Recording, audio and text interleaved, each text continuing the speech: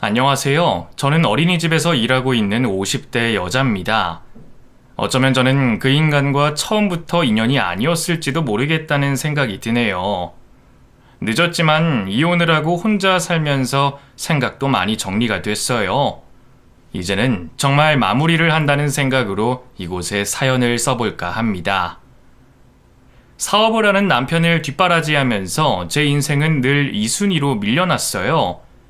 집안일 하느랴, 아이들 키우느랴, 시부모님을 극진히 모시느랴, 정작 제 시간이 없었네요. 친정에 항상 혼자 가니까 저희 친정 어머니께서는 저에게 줄곧 물어보곤 하셨어요. 이서방은 오늘도 바쁜가? 사업하는 사람이 그렇지 뭐. 아무리 바빠도 끼니는 잘 챙겨 먹어야 할 텐데. 밥은 잘 챙겨주니? 내가 반찬 좀 해줄까? 내가 잘 챙기고 있어요. 다음에는 꼭 같이 올게. 이서방이 안 그래도 장인 장모님 보고 싶대. 너무 무리하지는 말라고 그래. 우리는 괜찮으니까.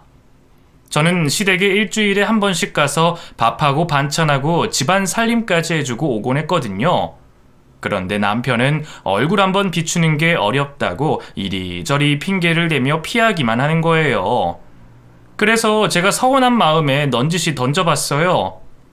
우리 부모님이 당신 보고 싶대. 아, 그래? 나도 뵙고 싶다고 전해드려. 이번 설에는 같이 갈 거지? 아무리 바빠도 하루 정도는 찾아뵐 수 있잖아. 글쎄, 시간 봐서. 솔직히 조금 서운해지려고 그러네? 나는 시부모님 보러 일주일에 한 번 꼬박꼬박 방문하는데 당신은 명절도 어렵다는 거잖아. 내가 뭐 일부러 안 가? 바쁘니까 못 가는 거지. 당신은 꼭 내가 한가한 사람처럼 얘기하더라.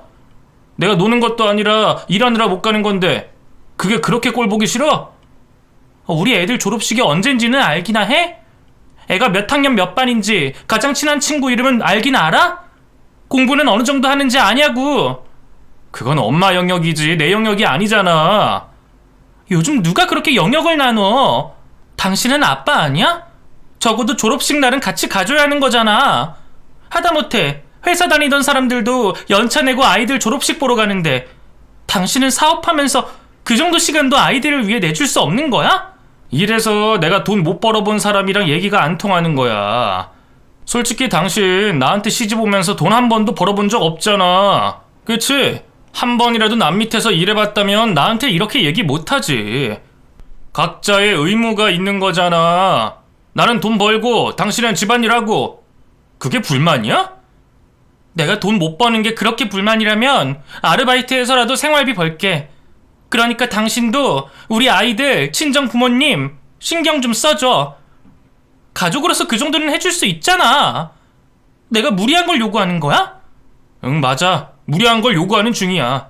나는 솔직히 집안일 정도는 당신이 알아서 해줬으면 좋겠어.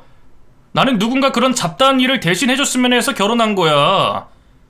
그러면 식모를 구하지 왜 나랑 결혼했어? 보통 남자들 다 그런 이유로 결혼하고 자리 잡는 거야. 솔직히 시집 와서 놀고 먹으면서 받을 거 다 받으려는 신부가 더 못된 거 아니야? 지금까지 나를 그렇게 생각했던 거야? 내가 놀고 먹어? 그래, 방금 그 말은 내가 실수했어. 그런데 솔직히 틀린 말도 아니잖아. 솔직히 나도 불만 많아. 화장실 갈 때마다 물기 때문에 양말 젖는 것도 너무 짜증나고 반찬도 같은 양념 돌려 쓰는 것도 서운하고 화가 나. 이 정도 결혼 생활 했으면 센스라는 게 생겨야 하잖아. 당신은 그런 게 없어. 발전이 없다고. 누가 보면 생활비 꼬박꼬박 척척 주는 줄 알겠어. 숨통 트일 정도만 주고 진수성찬 바라는데 그걸 해줄 수 있는 여자가 세상에 어딨겠어? 내 친구는 와이프한테 생활비 40만 원 주니까 삼시세끼 오첩반상에 도시락까지 싸준댄다. 심지어 그러고도 돈이 남아가지고 모아서 남편 넥타이까지 사준다는데 당신은 그거 보고 느끼는 게 없어? 나는 바라는 거 하나도 없어. 일단 기본만 잘 해달라는 거잖아. 적어도 사람이 살 수 있을 정도로 집안일 해놓고 밥상 잘 차려 놓으면 내가 잔소리 안 하지. 가만 보면 가끔 당신은 기본이 잘 안 되어 있는 것 같아서 하는 소리야. 그럼 그런 여자랑 결혼하지 그랬어. 나는 애들 고기도 사 먹이고 학원도 보내고 싶으니까 생활비를 더 늘려달라는 건데 내가 너무 어려운 부탁하는 거야? 나도 비교 한번 해봐. 남들 남편은 아내한테 돈 관리하라고 월급 전부 주고 용돈만 받는데 적어도 부부끼리는 그런 걸 공유해야 하는 거 아니야? 내가 놀고 먹겠다는 얘기가 아니라 우리 집 사정을 알아야 내가 나가서 돈을 벌든가 말든가 할 거 아니야. 자산 규모를 좀 알아야. 사업하는 사람한테 자산이 어딨어? 죄다 적자에다가 한 달 한 달 직원들 월급 주기도 빠듯한데. 하여간 당신이랑은 말이 안 통해. 내일 거래처 미팅 있으니까 일찍 자야 되니까 지금부터 말 걸지 마. 지금 여기서 대화를 끊겠다고? 말 걸지 말라니까! 아내에게 무심하고 가정에 소홀한 이 남자와 결혼까지 하게 된 제가 바보였던 걸까요? 분명 연애 때는 다정하고 착한 사람이었는데 말이에요. 결혼하자마자 완전히 돌변하더니 저를 무슨 가정부 취급을 하더라고요. 처음에는 사업이 바쁘고 힘들다 보니까 사람이 예민해질 수밖에 없는구나 이해하려고 노력했습니다. 그런데 시간이 흐를수록 점점 도를 지나치더라고요. 결혼기념일 날 꽃 한 번 사준 적 없었고 제 생일이 지나가는데도 축하한다는 말 한마디 없었어요. 그 정도는 제가 이해할 수 있었어요. 그냥 그런 인간인가 보다 하고 넘기면 그만이었으니까요. 제가 가장 서러웠던 건 아이들이 하고 싶은 거, 사고 싶은 걸 사지 못하고 욕심을 감출 때였어요. 남편은 사업을 할 때는 호탕했지만 가정 안에 있을 때는 인색하게 그지없었어요. 아이들 학원비가 너무 비싸다며 인터넷 강의를 듣게 하라고 하질 않나, 아이들 신발이 다 떨어졌는데도 본드로 붙여서 신고 다니라고 하질 않나, 그래서 아이들에게 유행하는 패딩, 신발 하나 사준 적이 없었어요. 그 또래 안에서는 그런 게 굉장히 중요하잖아요. 옆에서 지켜볼 때마다 너무 안타깝더라고요. 가부장적이었던 그 인간은 집에 와서 물을 마시는 것조차 저에게 시키곤 했습니다. 그리고 술 마시고 집에 들어올 때가 대부분이었고 돌연 출장을 갔다며 외박을 하는 경우가 자주 있었어요. 따지고 보면 정상적으로 퇴근해서 집에 오는 시간이 손에 꼽을 정도였네요. 처음에는 그걸로 참 많이 다투곤 했는데 나중에는 저도 체념을 하게 되더라고요. 이혼을 결심한 적이 셀 수 없을 정도였지만 아이들을 생각하면 차마 용기가 나지 않았어요. 어쨌든 홀로 아이들을 키우는 것보다는 아무런 역할을 하지 않아도 아빠라는 존재가 있는 게 더 낫다고 판단했습니다. 어쩌면 제가 사회 경험이 없었기 때문에 막연히 혼자가 된다는 게 무서웠던 것 같기도 하네요. 다들 그냥 싫어도 버티면서 사는 거겠지, 각자의 사정대로 그럭저럭 만족하며 사는 게 인생이겠지 생각하며 남편을 뒷바라지하며 아이들을 키웠네요. 지금 생각해보면 이혼을 유예하면서 버티고 또 버텼던 것 같아요. 그렇게 홀로 상상 속에서 몇십 번이나 남편과 이혼하고 다시 재결합하며 살았더니 어느새 시간이 훌쩍 지나 있더라고요. 이제는 아이들을 키우는 시기가 지났고 우리의 노후를 준비해야 하는 시기가 온 것이죠. 이제는 잠시 숨을 돌릴 수 있을 거라 생각했는데 청천벽력 같은 소식이 전해졌습니다. 어느 날부턴가 남편이 컨디션이 좋지 않다며 건강검진을 받아봐야겠다고 했는데 글쎄, 암이라는 거예요. 대장암 말기라는 소식을 듣자마자 심장이 쿵 하고 내려앉는 기분이었어요. 남편도 믿을 수 없는 표정으로 가만히 있더라고요. 한동안 저희는 아무 말도 할 수 없었고 병원을 나온 후 실감이 났던 저는 그대로 주저앉았고 통곡하기 시작했어요. 아직 너무 젊다고 생각했는데 말기 암이라뇨? 이건 말이 안 된다고 생각했습니다. 남편도 그런 저를 보더니 같이 울더라고요. 병원 몇 군데를 돌아다니며 명의라는 명의는 다 찾아봤네요. 그랬더니 타장기에 전이가 있어 어렵긴 하지만 절제할 수가 있어 수술이 가능하다고 하더라고요. 그래서 저희는 교수님의 말을 믿고 끝까지 싸워보기로 결심했습니다. 낮은 확률이라도 우리가 이겨내기만 한다면 100%가 되는 거잖아요. 그때가 되니 남편에 대한 미움이 전부 사라지고 애처로운 마음, 안타까운 마음이 들더라고요. 평생을 일만 하다가 그렇게 아프게 됐으니 얼마나 억울해요. 남편은 순식간에 몸무게가 확 빠졌고 지인들로부터 정말 아파 보인다는 얘기를 듣기 시작했어요. 살아온 세월 동안 남편이 아픈 것도 제대로 눈치채지 못한 제 탓 같아서 너무 힘들었습니다. 그리고 앞으로 남편의 병간호를 내가 해주겠다고 약속했어요. 그랬더니 남편이 눈시울이 붉어지며 저에게 이렇게 말하더라고요. 내가 당신한테 해준 게 아무것도 없는데 잔소리만 했던 내가 무슨 염치가 있어서 당신한테 간호해달라고 부탁할 수 있겠어. 원한다면 나를 떠나도 괜찮아. 다 이해할게. 아프더니 마음이 약해지긴 했나 보네.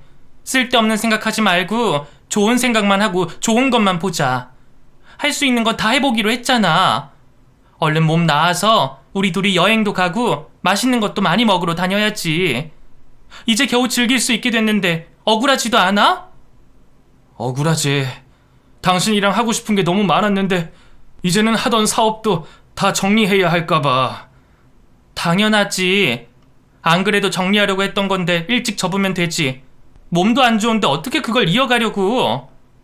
이제 내 남은 인생은 당신을 위해 쓸 거야. 그동안 나 때문에 고생 많이 했는데 더 고생하게 해서 미안해. 정신 차리고 당신 위해서 내가 꼭 건강해질게. 아픈 이후로 남편은 급격하게 바뀌기 시작했어요. 성격이 온순해졌다고 해야 할까요? 저에게 고맙다, 미안하다, 사랑한다는 말을 자주 하더라고요. 옛날과는 딴판이 되어버린 남편을 보니 정말 세월이 많이 흐르긴 했구나 싶은 생각까지 들었습니다. 부쩍 늙어버린 남편을 보니 마음이 아프기도 하더라고요. 그 상황 속에서 저는 정신을 바짝 차릴 수밖에 없었습니다. 제가 열심히 해야 남편도 건강해질 테니까요. 그렇게 저는 이혼을 결심했던 예전과는 달리 마음을 고쳐먹고 남편의 건강을 위해 최선을 다하기 시작했습니다. 일단 남편은 하고 있던 사업을 정리하기로 마음먹었고 하나씩 정리했어요. 무리하지 말고 천천히 하라고 했죠. 저도 아이들에게 상황을 알리고 이것저것 정리를 해야 했어요. 긴 싸움이 될 테니까 그에 따른 준비를 해야 했습니다. 남편은 어느 날 저에게 선물 하나를 주더라고요. 이게 뭐야? 당신한테 여태껏 아무것도 해준 적이 없잖아. 선물 상자를 열어보니 아주 두꺼운 금팔찌가 떡하니 놓여 있었어요. 아마 결혼 생활을 하면서 남편에게 제대로 선물 받은 게 처음이었을 거예요. 팔찌네? 이거 금이야? 금이지. 당신한테 잘 어울릴 것 같아서 샀어. 비쌀 텐데. 여태껏 당신 생일 못 챙긴 거 한꺼번에 챙기는 거야. 이 정도는 해줘야지. 내 마지막 선물이 될 수도 있는데. 그런 말 하지 마. 얼른 나와서 당신한테 더 큰 선물 해주고 싶어. 그럴 수 있을까? 당연히 그럴 수 있지. 내가 당신 곁에서 최선을 다할 거야. 요즘 내 꿈이 뭔지 알아? 당신이랑 백발 노인이 될 때까지 같이 사는 거. 그 나이에도 같이 손잡고 다니고 싶어. 늙어서도 연애하는 기분으로 당신이랑 살 거야. 꼭 그렇게 하자. 내가 꼭 당신 그렇게 만들어줄게. 당신 없었으면 어쩔 뻔했어. 나는 정말 행복한 놈이야. 남편은 아프고 난 후 저에 대한 소중함을 절실히 깨닫는 것 같더라고요. 저도 남편이 아프니까 그 사람의 건강에 대해 간절한 마음이 생기더라고요. 그래서 저희는 한마음 한뜻이 되어 최선을 다했습니다. 아무리 미워도 부부는 부부라고 하더니 정말 그렇더라고요. 그때부터 하늘에 계신 모든 신들께 빌었어요. 제발 저희 남편 좀 건강하게 해달라고요. 투병 생활을 하면서 다른 건 몰라도 남편의 체력이 떨어질 때마다 걱정이 되더라고요. 마치 아이를 홀로 두는 것 같은 기분이었어요. 그래서 최대한 붙어 있었습니다. 그러던 어느 날이었어요. 남편과 잠시 떨어져 있던 그때 병원에서 전화가 왔더라고요. 저는 그때 집에서 짐을 꾸리고 있었습니다. 이선철 씨 보호자님이시죠? 갑자기 기절하시는 바람에 급히 이동 중이에요. 남편이 갑자기 위급하다는 거예요. 깜짝 놀라서 신발도 제대로 신지 못한 채로 밖으로 나갔고 집 앞에 택시가 바로 보이길래 택시! 하고 불러서 급히 탔습니다. 생각해보면 택시가 마치 대기하고 있던 것처럼 집 앞에 서 있던 게 이상하긴 했네요. 택시를 타자마자 기사님에게 병원을 알려줬어요. 남편이 혹시 잘못된 건 아닐까 싶어서 눈물이 범벅이 돼 겨우 숨을 고르고 있었습니다. 하필이면 또 차가 막히는 바람에 마음만 급해지더라고요. 택시 기사님에게 빨리 좀 부탁드립니다. 수차례 부탁드렸고 겨우 차가 막히는 길을 빠져나갈 수 있었어요. 그런데 문제는 거기서 끝나지 않았어요. 길이 뚫리는 구간에서 갑자기 택시기사가 다른 길목으로 들어서는 거예요.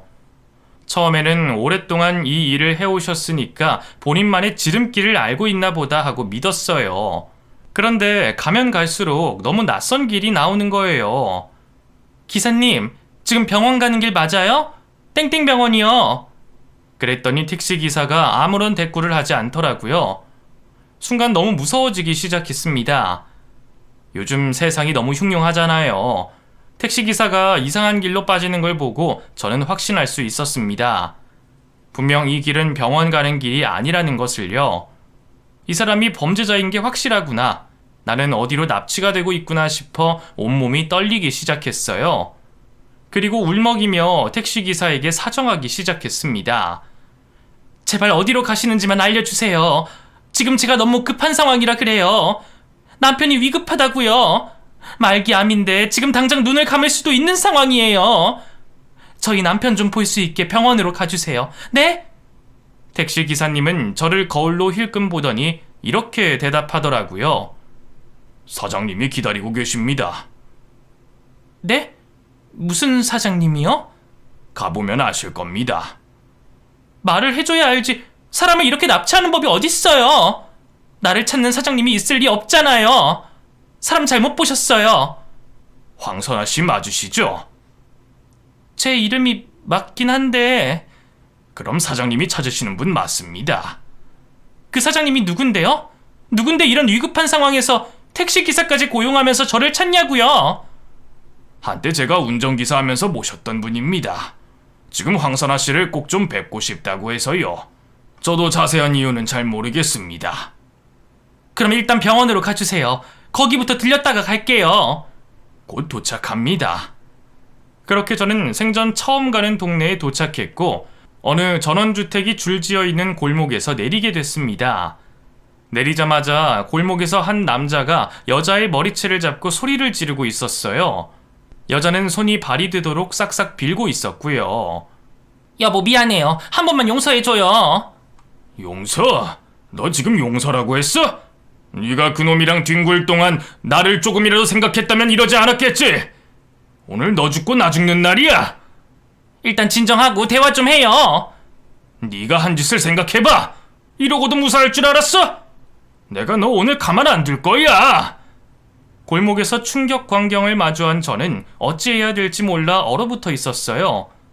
택시기사님은 저에게 저기 저 남자분이 저를 찾던 사장님이라고 귀뜸해 주더라고요. 사장님이라는 그 남자는 인기척을 느꼈는지 저를 향해 눈길을 돌리시고는 그제야 잡고 있던 머리채를 놓은 후 저에게 다가왔습니다. 움찔하게 되더라고요. 그분은 저에게 고개 숙여 인사를 하셨어요. 안녕하세요. 황선아 씨 되십니까? 그런데요. 누구시죠? 저는 이런 사람입니다. 그분은 저에게 명함을 하나 내밀더라고요. 그 이름을 어디선가 들어본 적이 있어요. 회사 이름도 익숙했고요.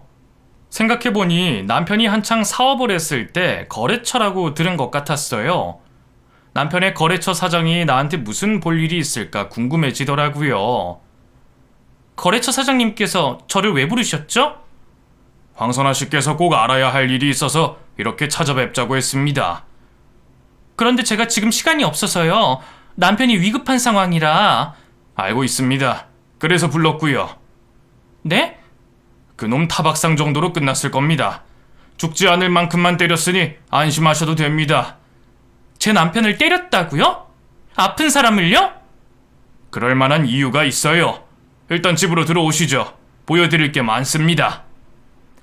사장님은 저를 큰 저택으로 안내해 주셨습니다. 그때까지만 해도 제 눈앞에 어떤 상황이 펼쳐질지 전혀 모르고 있던 상황이었어요.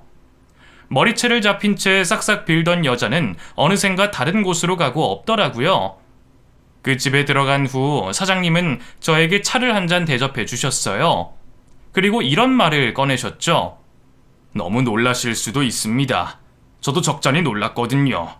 무슨 일이신데 그러세요? 본론부터 이야기하겠습니다. 황선아 씨 남편이 제 아내와 불륜을 저질렀습니다. 네? 뭐라고요? 10년 넘게 사랑을 이어오고 있었고요. 아주 지고지순한 사랑이더라고요. 말도 안 돼요. 그럴 리가 없는데? 네, 그렇게 생각하실 거라 생각하고 증거를 모았습니다. 저는 2년 전부터 눈치채고 있었습니다.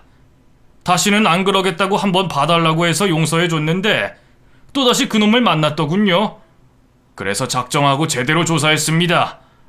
그랬더니 가관이더군요. 어쩌면 제 잘못이기도 합니다. 거래처 놈을 저희 집에 들여서 식사 대접해준 게 시작이었거든요. 몇 번 그렇게 했더니 둘이 눈이 맞았나 보더라고요. 아무리 그래도 그렇지 위기에서 몇 번이나 구해준 거래처 사장의 아내를 탐한다는 게 도저히 용서가 되지 않았습니다. 저는 그래서 그놈을 상간남 소송으로 고소할 예정입니다.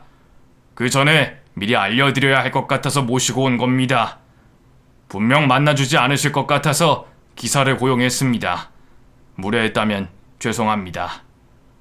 그분은 큰 황봉투에 든 서류, 사진, 대화 캡처본 등을 테이블에 쏟아내기 시작했어요. 한눈에 들어오더라고요. 가장 눈에 띄었던 건 내 남편이 상간녀와 다정하게 뽀뽀를 하고 있는 사진이었어요. 침대 위에서 찍은 그 사진이 얼마나 충격적으로 다가왔는지 몰라요. 한 번에 너무 많은 내용이 담겨 있는 바람에 감당이 안 되더라고요. 그리고 사장님은 노트북을 하나 가지고 오더니 펼쳐주더라고요. 이 둘은 제가 집을 비웠을 때 본인들 신혼집 마냥 제 집을 썼더라고요. 여기 CCTV 기록입니다. 꼭 들으셔야 할 내용이 있을 것 같아서 보관하고 있었는데 화면 보시기 영 불편하시면 소리만 들으셔도 됩니다. 그리고는 음성을 들려주더라고요. 그 안에는 분명 제 남편의 목소리가 들려왔습니다. 대강 이런 내용이었어요. 내가 얼른 건강해져서 자기한테 돌아올게. 그때까지만 기다려줘. 우리 자기 아파서 어떡해. 다 내 탓이야. 당신 데리고 병원을 먼저 가봤어야 했는데. 괜찮대. 나을 수 있다고 하더라. 반드시 완치할게. 병간호는 와이프가 해주는 거야? 그렇다고 하대. 이러다 당신 와이프한테 다시 정들어서 재결합한다고 하는 거 아니야? 절대 아니지. 나한테는 자기뿐이라고. 지금 와이프는 그냥 밥 해주고 빨래 해주는 식모 같은 사람이고. 진짜 병간호만 해주는 거 맞지? 자기 고운 손에 물 묻히고 싶지 않아서 그래. 힘든 건 전부 그 사람한테 시키고 우리는 다시 건강해져서 행복하게 살면 그만이야. 나중에 소송당하면 어떡해? 재산분할은 어쩌고. 그 여자는 내가 쥐뿔도 없는 줄 알아. 그건 안심해도 돼. 그리고 우리끼리 손을 많이 써놨잖아. 그건 그렇지. 아무튼 꼭 건강해져서 돌아와. 거래처인 척 병문안 자주 갈게. 만약 내가 잘못되더라도 전부 자기한테 주고 갈게. 그런 말 하지 마. 자기가 없으면 내 인생 아무 의미가 없어. 그러니까 꼭 건강해져야 해. 녹음된 음성을 듣는 내내 심장이 쪼그라드는 기분이었습니다. 숨이 잘 쉬어지지도 않더라고요. 사장님은 저에게 냉수 한 컵을 주며 말을 이어가셨어요. 아주 치밀하게 계획을 했더라고요. 명의도 전부 돌려놓고 지들끼리 돈 빼돌려서 아파트 한 채 마련해서 살림도 차려놨습니다. 암을 완치하면 제 와이프랑 살기 위해 준비를 하고 있었던 거죠. 그러니까 한마디로 필요할 때만 황선아 씨를 찾다가 건강해지면 버리려고 했던 겁니다. 아내에 대한 애정이 남아있지 않은 채로 이용만 하려고 했던 거죠. 그분이 하는 말 하나하나가 비수가 돼 가슴에 꽂히더라고요. 그곳에서 처음 보는 거래처 사장님 앞에서 얼마나 많이 울었는지 모릅니다. 그동안 속은 게 너무 분하고 억울해서 그 인간을 그래도 남편이라고 평생 병간호를 해주겠다고 다짐한 게 바보 같아서 하염없이 눈물이 나오더라고요. 사장님은 저에게 휴지를 내밀었어요. 마음이 많이 무너져 내린다는 거 잘 압니다. 저도 처음에 불륜 사실 알았을 때 세상을 잃은 기분이었어요. 하지만 제가 말하고 싶은 건 이럴 때일수록 이성적으로 대응해야 한다는 겁니다. 감정에 휩쓸려 봤자 그들한테 당하기만 할 뿐입니다. 저는 황선아 씨가 더 이상 이선철 씨 그 자식에게 속지 않았으면 합니다. 워낙 말도 잘하고 사기꾼 같은 놈이라 금방 마음을 되돌릴 수 있을 거라고 생각하지만 그래도 불륜은 불륜이잖아요. 저는 괘씸해서 둘을 용서하지 않을 계획입니다. 자그마치 10년입니다. 그동안 저희는 호구처럼 당하기만 하고 있었다는 거지 않습니까? 까딱하다간 이대로 평생 당하기만 할 수 있어요. 이제라도 이혼 소송을 하든 상간녀 소송을 하든 법적으로 대응해서 황선아 씨를 지키셨으면 합니다. 같은 처지로서 안타까워서 말씀드리는 겁니다. 저는 아무것도 몰랐어요. 그 인간이 이런 짓을 벌이고 있을 줄은 꿈에도 몰랐어요. 치밀했으니까요. 저도 깜빡 속을 뻔했습니다. 집을 전체적으로 리모델링하면서 초인종 누르는 사람이 사진으로 남는 시스템으로 바꿨는데 거기에 떡하니 그놈 사진이 남아있더라고요. 수상해서 조사해봤더니 아주 깊은 사이였습니다. 그 일이 아니었더라면 저도 여태까지 속고 있었을지도 모를 일이죠. 아마 기세등등했을 겁니다. 배우자가 바보같이 속고 있었으니까요. 저는 이제 어쩌면 좋죠? 머릿속이 새하얘지는 기분이라. 변호사를 원하시면 대신 고용해 드리겠습니다. 그리고 이미 마음속에 다른 여자 품고 있는 그놈을 병간호할 생각은 집어치우세요. 아프면 다 용서가 됩니까? 아프다고 해서 과거의 더러운 짓이 없어지는 건 아니지 않습니까? 물론 선택은 황선아 씨 몫입니다. 저는 그저 증거와 변호사를 고용할 돈을 가지고 있으니 원하신다면 지원해드릴 수 있다는 겁니다. 분명 지금 상태에서는 재산 분할도 불리하게 받으실 수 있으니 그에 대한 해결책을 제시해드리고 싶을 뿐입니다. 아무튼 제가 하고 싶은 말은 여기까지입니다. 말은 딱딱하게 했지만 그 속은 얼마나 망가졌겠어요. 사장님의 손도 미세하게 떨리고 있더라고요. 가장 먼저 괘씸하다는 생각이 들었습니다. 여태껏 뒷바라지 해주고 시부모님까지 대신 챙겨주고 병간호까지 내가 다 해줬는데 결국에는 다른 여자에게 마음을 줬다는 얘기잖아요. 그리고 더 어이가 없는 건 암까지 걸렸으면 반성을 해도 모자랄 판에 저를 실컷 써먹다가 버릴 계획을 세웠다는 거예요. 비참한 마음을 품고 그 집을 나왔어요. 혼자 생각할 시간이 필요했습니다. 집을 나오자마자 웬 여자가 저를 붙잡더라고요. 저기 제 남편이랑 이야기 나누셨어요? 돌아보니 아까 머리채를 붙잡힌 채로 빌고 있었던 여자였습니다. 제 남편과 바람난 상간녀였던 것이죠. 남의 남편 만난 주제 어디서 뻔뻔하게 얼굴을 들이밀어요? 죄송합니다. 지금 제 남편이 흥분을 많이 한 상태라 제정신이 아닐 거예요. 얘기는 저랑 하시죠. 그쪽이랑 얘기할 게 없네요. 소송 하실 건가요? 소송당할 각오로 남의 남편 만난 거 아닌가요? 그런 거 하나도 안 무서워할 줄 알았는데. 무슨 얘기를 들었는지 모르겠지만 당장 헤어질 수 있어요. 이제 더 이상 만나지 않을게요. 이미 엎질러진 물을 다시 주워 담을 수 있다고 생각하세요? 이제 슬슬 정리하려고 했어요. 정말이에요. 한 번만 아량을 베푸신다면 앞으로 속상하게 할 일 전혀 없을 거예요. 여기서 약속 드릴 수 있어요. 10년간 나를 농락했으면서 이제서야 약속을 한다고? 진짜 어이가 없네. 아파서 다 죽어가는 남자 저도 관심 없어요. 저는 다시 남편한테 돌아갈 생각이니까 사모님도 넓은 아량을 베풀어서 다시 그 사람하고 잘 지내보시면 어떨까. 그 말을 듣는 순간 저는 화가 나서 그 여자의 뺨을 내리치게 됐어요. 누군가의 뺨을 쳐본 게 그때가 처음이었네요. 둘이 살림까지 차렸다며? 그럼 네 거니까 네가 책임져. 왜 나한테 아량을 베풀라 말아야? 이제 그 인간 너한테 줄게. 평생 둘이 행복하게 살든가 말든가 알아서 해. 택시를 타고 다시 돌아가는 내내 이혼에 대해서 생각하게 됐어요. 그렇게 수도 없이 이혼을 결심하곤 했는데 막상 코앞에 다가오니 막막하더라고요. 일단 시어머니에게 전화를 걸었어요. 남편 뺏어간 여우 같은 며느리, 남편이 힘들게 번 돈 맘 편히 쓰기만 하는 여시 같은 며느리가 먼저 이혼을 선언했습니다. 어머님, 저 이혼하려고요. 먼저 아쉬워할 것 같아서 전화드려요. 너 미쳤어? 우리 아들 아프다니까 바로 버리는 것 좀 봐. 너 지금까지 우리 아들한테 받아간 거 다 토해내. 어머님 아들 불륜 저질렀어요. 그것도 10년씩이나요. 좋으시겠어요. 미웠던 며느리 떠나게 됐으니까요. 어머님 아들 떠받들어주는 새로운 며느리 맞으실 준비하셔야겠어요. 뭐? 그래서 어쩌라고? 남자가 사업하고 바깥일 하다 보면 다른 여자한테 마음 정도는 줄 수 있지. 너는 내가 항상 별것도 아닌 걸 가지고 예민하게 굴더라. 네, 그럴 수 있어요. 가치관의 차이겠죠. 하지만 제 관점에서는 도저히 이해가 안 가서요. 그리고 아들 반납하겠다는데 왜 이렇게 화내세요? 저한테 장가보낸 게 아깝다고 두고두고 후회된다고 하셨잖아요.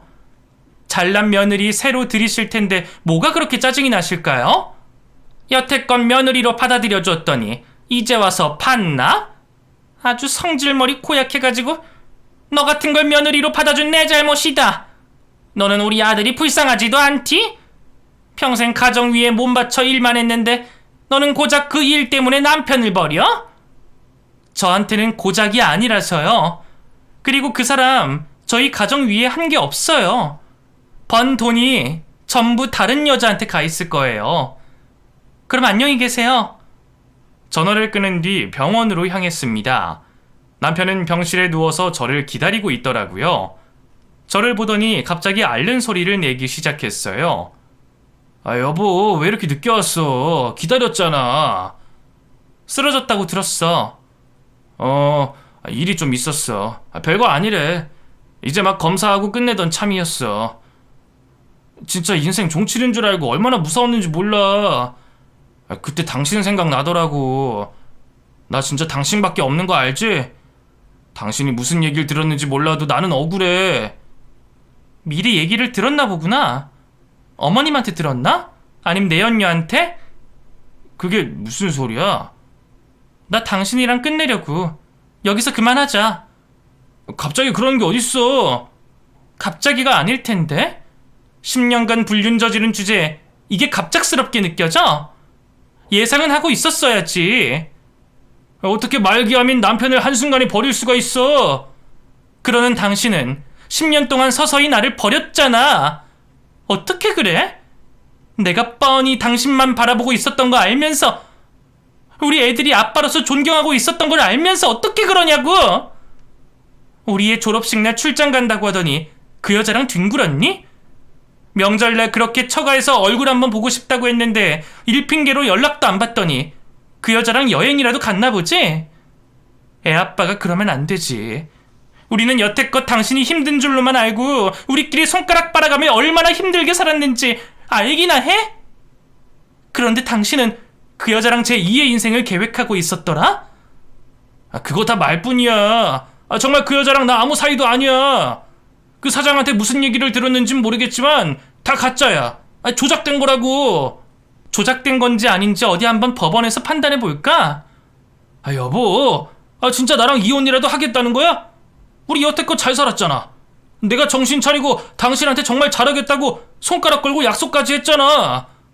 내 진심이 안 느껴져? 여태껏 잘 살았다고? 착각하지 마. 나는 당신이랑 살면서 수도 없이 이혼을 생각했어. 애들 때문에 간신히 참은 거야. 이제야 드디어 이혼할 수 있는 구실을 당신이 만들어줬네. 어떻게 사람 마음이 이렇게 갑자기 바뀔 수가 있어? 나 아프다고 병가 넣겠다고 눈물 흘리던 우리 아내 어디 갔어? 그러게 당신이 잘했어야지. 나는 당신이 다른 여자 마음을 품고 있는 줄도 모르고 이제서야 철이 든 줄 알았어. 하마터면 깜빡 속을 뻔했지. 내가 빠져줄게. 빠져줄 테니까 그 여자랑 잘 살면 그만이잖아. 그런데 아까 그 여자가 나한테 그러더라? 아파서 죽어가는 남자한테 관심 없다고. 제발 소송하지 말라고 싹싹 빌더라. 이게 너희 둘의 지고지순한 사랑이니? 참 부질없더라. 여보, 내가 정말로 잘못했어. 이 아픈 몸으로 무릎 꿇고 빌 수도 있어. 솔직히 그 여자 만난 건 사실이야. 변명하진 않을게. 하지만 이제 정말로 정신 차렸어. 아프니까 알겠더라. 지금 내 옆에 있는 당신이 내 인생에서 가장 소중한 사람이라는 걸 뒤늦게 깨달았어. 여태껏 내가 못난 남편이었다는 거 인정할게. 하지만 이젠 달라. 당신 없으면 나는 아무것도 아닌 사람이야. 내가 어떻게 당신 없이 인생을 살아갈 수 있겠어? 그러니까 한 번만 다시 생각해주라. 내가 이렇게 빌게. 밥하고 빨래해주는 식모가 그만둔다고 하니까 서운해? 당신 여태껏 비상금 많이 모아놨을 거잖아. 새로운 식모 구하면 되겠네. 내가 불쌍하지도 않아? 진짜로 나를 이렇게 버릴 거야? 난 내가 너무 불쌍해. 할 수만 있다면 시간 되돌리고 싶을 지경이야. 그 정도로 당신을 용서할 수가 없어. 거래처 사장님이 그러더라.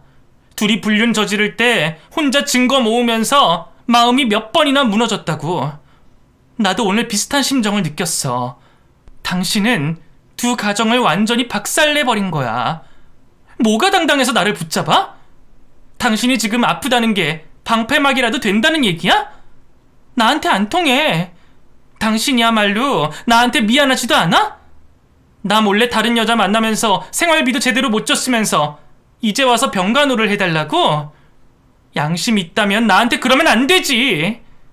나라면 미안해서라도 떠나보내줬을 거야. 그러니까 나 붙잡지 마. 애정도 없으면서 사람 이용하지 말라고. 여보, 안 돼. 그러지 마. 나 정말 당신뿐이라고. 남편은 병원에서 울고불고 난리 부르스를 추더라고요. 그 모습을 보는데 이상하게 마음이 조금도 동요되지 않았어요. 불륜의 증거들을 본 순간 그 인간이 나를 무시하고 짓밟던 목소리를 들은 순간부터 저는 애정의 감정이 완전히 사라짐을 느꼈습니다. 저도 제가 말기암 남편을 한순간에 버리게 될 줄은 몰랐어요. 하지만 돌아선 마음을 다시 되돌릴 순 없었고 제가 받은 상처는 도저히 치유될 수 없을 것 같았죠. 저는 결국 남편과 이혼을 진행하게 됐어요. 상간녀 소송도 같이 진행하면서 거래처 사장님이 큰 도움을 주셨죠. 사장님도 이혼 소송을 진행하고 있다고 하시더라고요. 그 과정에서 상간녀는 저에게 끝까지 치졸하게 매달렸습니다. 저에게 전화를 걸더니 울고불고 사정을 해댔어요. 저 그 남자 절대로 안 만나요. 제가 버렸다고요. 이제 만나지도 않는데 제가 벌을 받는 게 너무 억울하잖아요. 그러니까 소송은 없던 일로 해주시면 안 될까요? 내 전남편 만나든지 말든지 그건 내 할 바 아니고 그렇다고 과거에 저지른 잘못이 없던 일이 되는 건 아니잖아? 나는 이것도 너무 부족하다고 생각하는데. 앞으로 전화할 생각하지 마. 다시는 목소리 듣고 싶지 않으니까. 저의 이혼이 이렇게 순식간에 진행이 될 줄은 저도 몰랐어요. 다른 건 다 괜찮은데 아이들에게 이 소식을 전할 때는 저도 너무 힘들더라고요. 그래도 성인이 된 아이들은 저를 많이 이해해주고 잘했다고 격려까지 해줬어요. 그래서 더 용기를 얻기도 했습니다. 가장 화가 난 사람은 바로 시어머니였어요. 대뜸 저에게 전화해서 이 늙은이가 아들 간병까지 해야겠냐며 진짜 이혼까지 할 작정이냐며 버럭 소리를 지르시더라고요. 그래서 그 뒤로는 그냥 전화번호를 차단해버렸습니다. 여태껏 저를 어떻게 생각하고 계셨는지 확연히 보였네요. 생각해보면 시댁에 갈 때마다 저는 사람 취급도 못 받는구나 느낄 때가 많았어요. 그때는 그게 당연한 거라고 생각했는데 지금 와서 생각해보니 새삼 서운하더라고요. 며느리로서 열심히 비위 맞추려고 노력했지만 결국에는 그게 다 부질없는 짓이었더라고요. 그렇게 저는 애들 다 키워놓고 늦지막이 이혼을 하게 됐습니다. 처음에는 많이 어색하고 힘들었어요. 주변에 이혼을 했다고 말하는 것도 너무 부끄러웠네요. 하지만 원래도 인간관계가 그리 넓은 편이 아니었기 때문에 금방 정리가 되더라고요. 생각해보면 저의 대부분의 인간관계가 남편의 지인들이었어요. 그 인간의 아내로 살면서 저를 지우고 살았던 거잖아요. 이제는 절대로 그렇게 살지 말아야겠다 다짐하게 되더라고요. 혼자 살기로 마음먹은 저는 예전부터 하고 싶었던 보육교사 자격증을 따기 위해 열심히 공부했고 결국에는 원하던 일까지 할 수 있게 됐어요. 너무 늦은 건 아닐까 걱정이 많았는데 막상 도전하고 나니 저와 비슷한 또래인 사람들이 많아서 안심이 되더라고요. 친구도 많이 사귀어서 저희끼리 정말 돈독하게 지내고 있습니다.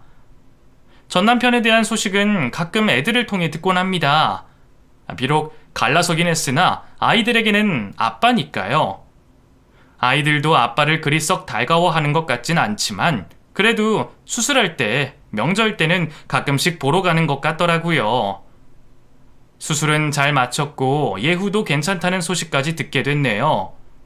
이제는 공기 좋은 지방에 주택 하나 사서 그곳에서 새로운 삶을 시작할 거라고 들었어요. 그리고 가끔씩 제 소식을 물어본다고 하네요. 상간녀와는 완전히 끝이 난 것으로 보이더라고요. 그때는 그렇게 서로 죽고 못 살더니 결국에는 이렇게 허무하게 헤어지네요.